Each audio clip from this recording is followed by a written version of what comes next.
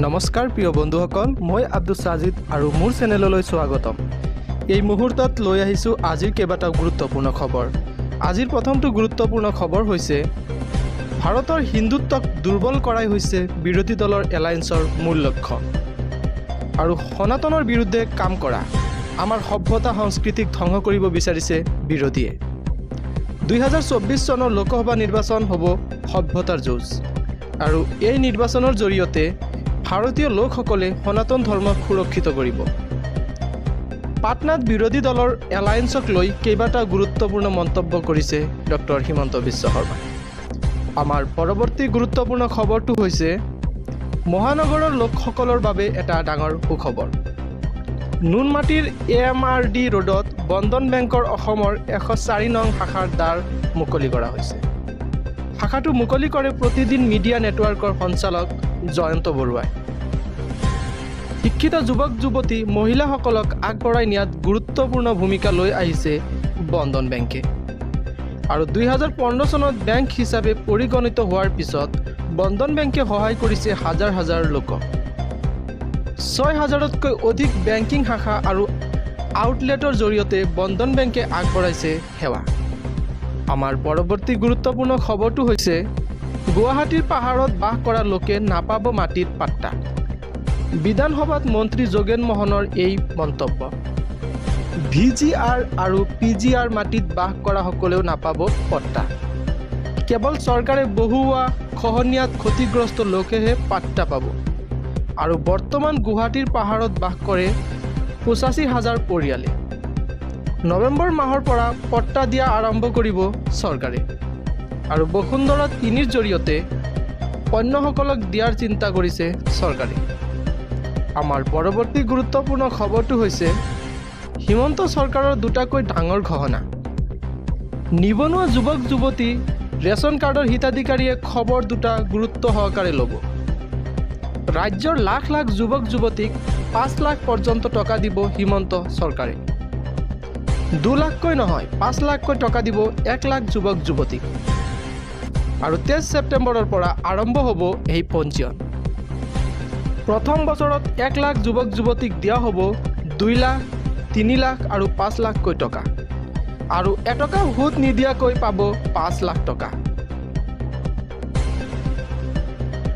মুখ্যমন্ত্ৰী আত্মনিৰ্ভৰ আঁচনিৰ অধীনত এই পদক্ষেপ গ্ৰহণ কৰা হৈছে। আমাৰ পৰৱৰ্তী গুৰুত্বপূৰ্ণ খবৰটো হৈছে হঠাৎ ফেচবুকৰ পৰা নাইকিয়া হ'ল বিধায়ক অখিল গগৈৰ প্ৰফাইল। কি কাৰণত কোনে নাইকিয়া কৰিলে অখিল গগৈৰ ফেচবুক একাউণ্ট? শাসক পক্ষই ষড়যন্ত্ৰৰে নাইকিয়া কৰিলে নেকি অখিল গগৈৰ ফেচবুক একাউণ্ট? আৰু বিজেপিৰ বিৰুদ্ধে ক্ষোভ উজাৰি ৰাইজৰ দলৰ গুৰুতৰ অভিযোগ। অখিল গগৈৰ কণ্ঠ ৰোধ কৰিব বিচাৰিছে সাহসীয় বিজেপিয়ে আৰু জনতাৰ কণ্ঠ হৈ বিজেপিক প্ৰশ্ন কৰাৰ বাবেই বন্ধ হ'ল নেকি বিধায়ক অখিল গগৈৰ ফেচবুক একাউণ্ট?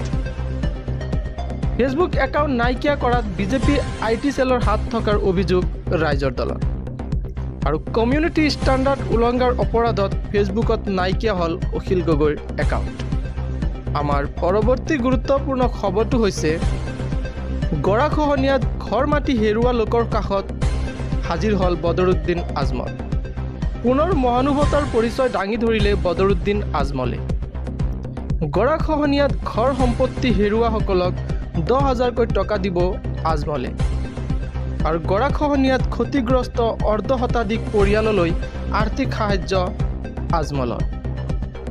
সাংসদ পুঁজিৰ পৰা অৰ্ধশতাধিক পৰিয়াললৈ আৰ্থিক সাহায্য আগবঢ়ালে বদৰুদ্দিন আজমলে আৰু গৰাখহনীয়াত মাদ্ৰাছা বিদ্যালয় ধ্বংস হোৱাক লৈ শোক প্ৰকাশ কৰিলে বদৰুদ্দিন আজমলে। আমাৰ পৰৱৰ্তী গুৰুত্বপূৰ্ণ খবৰটো হৈছে বিবাহ বিচ্ছেদিত মহিলাই নাপাব প্ৰয়াত পিতৃৰ সম্পত্তি। দিল্লী উচ্চ ন্যায়ালয়ৰ এই গুৰুত্বপূৰ্ণ ৰায়দান।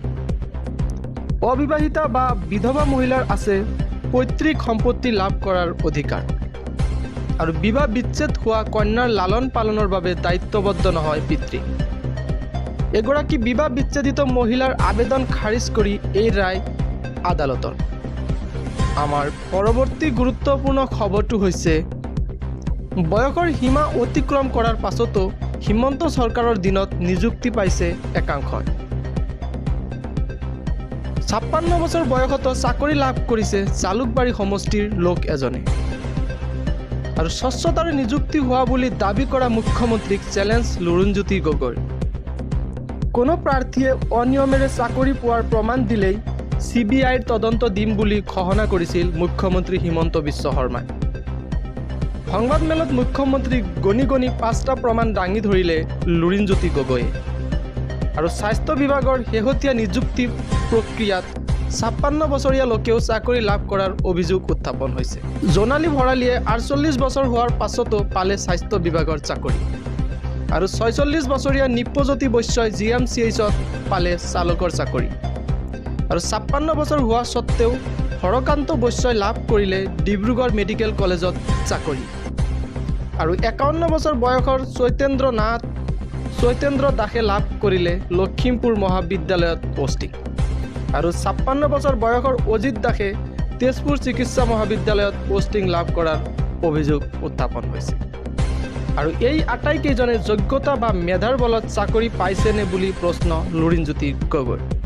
5টা প্ৰশ্নৰে চাকৰিত সংঘটিত কেলেংকাৰীৰ বিষয়ে তথ্য দাঙি ধৰিলে লুৰিণজ্যোতি গগৈয়ে। আৰু যিসকলে চাকৰি পাইছিল তেওঁলোকৰ নাম ৰাজহুৱা কৰিছিল নেকি?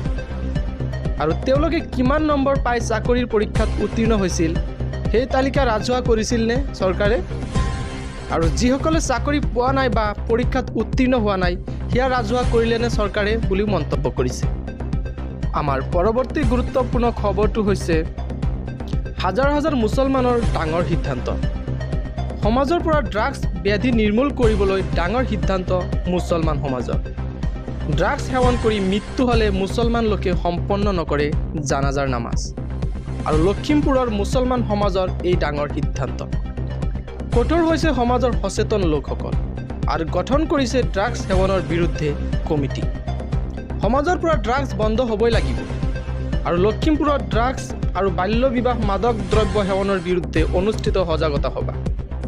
আমাৰ পৰৱৰ্তী গুৰুত্বপূৰ্ণ খবৰটো হৈছে নিপা ভাইৰাছক লৈ সতৰ্ক হৈছে ভাৰত চৰকাৰ। কৰোনাতকৈও ভয়ংকৰ হৈছে নিপা ভাইৰাছ। কেৰেলাত দ্ৰুত গতিত বিয়পিছে নিপা ভাইৰাছ। কোভিডত আক্ৰান্ত 2ৰ পৰা 3% লোকৰ মৃত্যু হৈছিল। কিন্তু নিপা ভাইৰাছত আক্ৰান্ত 40ৰ পৰা 70% লোকৰ মৃত্যু হয়। ICMRৰ DG ৰাজীৱ হালৰ এই মন্তব্য। আৰু কেৰেলাৰ কোজকৰি হৈছে নিপা ভাইৰাছ হটস্পট। 9 বছৰীয়া এটি কণমানিও আক্ৰান্ত হৈছে নিপা ভাইৰাছত। আৰু বৰ্তমানলৈকে 6জনকৈ লোক আক্ৰান্ত হৈছে এই নিপা ভাইৰাছত। আৰু ইয়াৰ 2জনে ইতিমধ্যে প্ৰাণ হেৰুৱাইছে। বাদুলি, গাহৰি, কুকুৰ আদিৰ পৰা মানৱ শৰীৰলৈ বিয়পিছে এই নিপা ভাইৰাছ। আৰু নিপা ভাইৰাছৰ লক্ষণসমূহ হৈছে প্ৰচণ্ড জ্বৰ, মূৰৰ বিষ, বমি অহা, ডিঙিৰ বিষ হোৱা, ভ্ৰম হোৱা আৰু ইত্যাদি। আমাৰ পৰৱৰ্তী গুৰুত্বপূৰ্ণ খবৰটো হৈছে লাখ লাখ ই-ৰিক্সা চালকলৈ এটা ডাঙৰ খবৰ। ই-ৰিক্সাক লৈ কঠোৰ হৈছে ৰাজ্যৰ পৰিবহণ বিভাগ। শীঘ্ৰেই সলনি হ'ব ই-ৰিক্সা চলাচলৰ নীতি নিয়ম। আৰু ৰাষ্ট্ৰীয় ঘাইপথত চলাব নোৱাৰিব ই-ৰিক্সা। কেৱল ৰাজ্যিক উপপথসমূহতে চলাব পাৰিব ই-ৰিক্সা। আৰু ই-ৰিক্সাৰ চলাচলক লৈ পৰিবহণ মন্ত্ৰী পৰিমল শুক্লবৈদ্যৰ এই ডাঙৰ ঘোষণা। তো বন্ধুসকল, আজিৰ কাৰণে এইখিনিয়ে। পৰৱৰ্তী নিউজত আমি আকৌ লগ পাম।